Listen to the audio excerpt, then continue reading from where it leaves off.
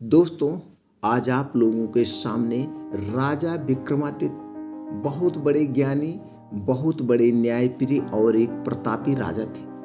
आज उनके एक न्याय की और उनके 4 गुण आप लोगों से बताने वाले हैं। दोस्तों, ये 4 गुण जान के आपके अंदर वो साहस व आत्मबल बल पैदा हो जाएगा, जिससे आप अपने जीवन में कठिन से कठिन परिस्थितियों का भी सामना कर लेंगे और कभी जीवन में एक दूसरे से धोखा नहीं खाएंगे। तो चलिए आज जानते हैं महाराजा विक्रमादित्य की वो 4 कौन सी बातें हैं। इसको जानते हैं एक छोटी सी कहानी के माध्यम से। दोस्तों, आप सबका हमारे इस कहानी के चैनल पर बहुत बहुत स्वागत व अभिनंदन है। दोस्तों, चैनल को सब्सक्राइब करें, बेल आइकॉन का बटन दबाएं।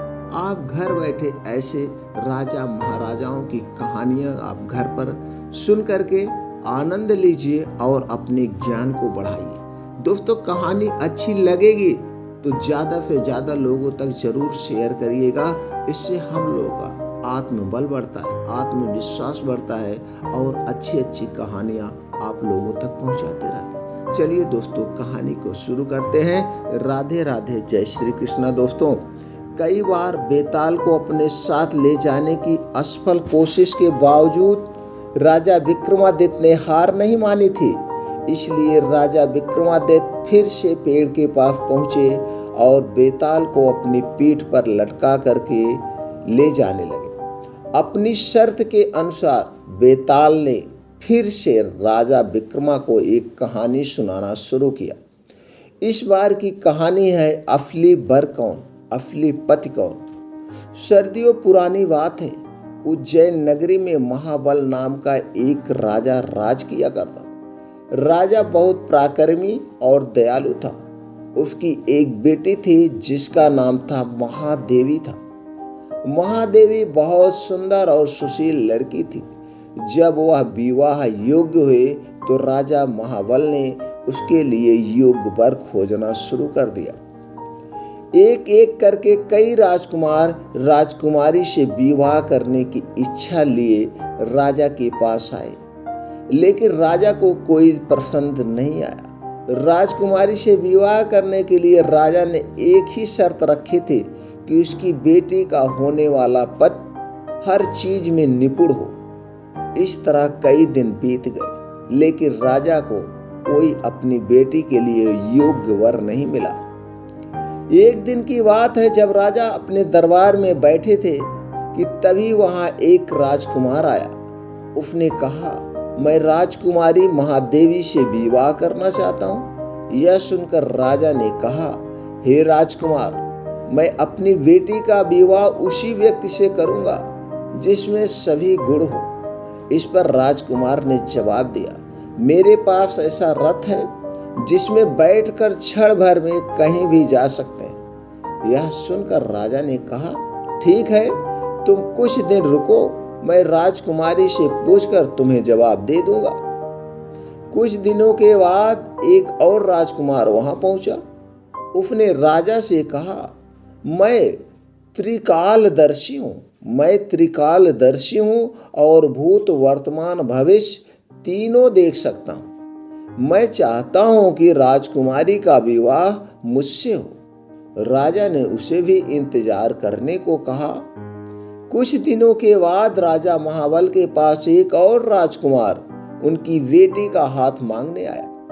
राजा ने उससे पूछा कि तुम में से ऐसा क्या गुण है जो मैं अपनी पुत्री का विवाह तुम्हारे साथ करूं। राजकुमार ने कहा, राजन, मैं धनुर्विद्या में निपुण हूं। मेरे जैसा धनुर्धारी दूर दूर तक कोई नहीं है।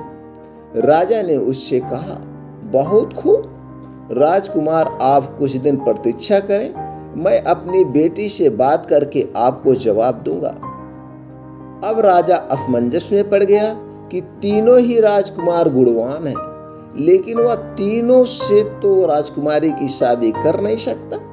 तो अब सवाल यह था कि राजकुमारी का विवाह किससे होना चाहिए। वहीं दूसरी ओर एक भयानक राक्षस राजकुमारी महादेवी पर नजर लगाए बैठा था। और एक दिन मौका मिलते ही वह राजकुमारी को उठाकर ले गया। यह खबर जैसे ही महल में फैली तो राजा, रानी और तीनों राजकुमार एक जगह इकट्ठा हो गए। त्रिकालदर्शी राजकुमार ने कहा कि वह राक्षस राजकुमारी को विंध्याचल पर्वत पर ले गया है। इस पर पहले भी राजकुमार ने कहा, मैं अपना रथ लेकर आता हूँ, हम सब उस पर बैठकर विंध्याचल चल सकते हैं। तीसरे राजकुमार ने कहा, तीर कमान निकाला और कहा, मैं उस राक्षस को मार गिराऊंगा। इसके बाद तीनों राजकुमार रथ पर बैठकर विंध्याचल पर्वत की ओर चल पड़े। उन्हें जैसे ही वह राक्षस दिखा तो धनुर्धारी राजकुमार ने कुशलता से उसका वध कर दिया और वो राजकुमारी को बचाकर फिर से महल ले आए। इस कहानी को सुनाने के बाद बेताल ने कहा, विक्रम से राजा राजकुमारी को बचाने में तीनों राजकुमारों का योगदान था। तो अब मुझे बताओ कि राजकुमारी का विवाह किससे होना चाहिए। राजन, मैं सुना हूं कि तू हमेशा न्याय करता है, जल्दी उत्तर दे वरना तेरे सिर के टुकड़े टुकड़े कर दूंगा। इस पर राजा विक्रमादित्य ने उत्तर दिया कि राजकुमारी का विवाह धनुर्धारी राजकुमार से होना चाहिए, क्योंकि उसने राक्षस से लड़ाई करके राजकुमार को बचाया और बाकी दोनों राजकुमारों ने केवल उनकी मदद की थी। बस फिर क्या था, जैसे ही राजा बोला, बेताल उसकी पीठ से उड़कर फिर से पेड़ पर जा लटका। दोस्तों, इस कहानी से हमें क्या सीख मिलती है? मुश्किल समय में साहस से काम आता है। इसलिए मुसीबत को देखकर घबराए नहीं, हमेशा साहस दिखाएं। आप साहस दिखाएंगे तो हर एक बड़ी से बड़ी समस्या का समाधान किया जा सकता है। तो दोस्तों, कहानी आपको कैसी लगी कमेंट सेक्शन में हमें जरूर बताएं। अगर इस कहानी को आपसे ज्ञान मिला हो और एक कहानी से लगता है दूसरे को भी ज्ञान प्राप्त किया जा सकता है, तो दोस्तों ज़्यादा से ज़्यादा लोगों तक इस कहानी को भेजें, वो भी अपना ज्ञान बढ़ाएं और अपने ज्ञान को बढ़ाते हुए अपने जीवन में, उनके जीवन में जो भी समस्याएं, कठिनाइयां आ रही हैं, उन कठिनाइयों का डट कर सामना करें।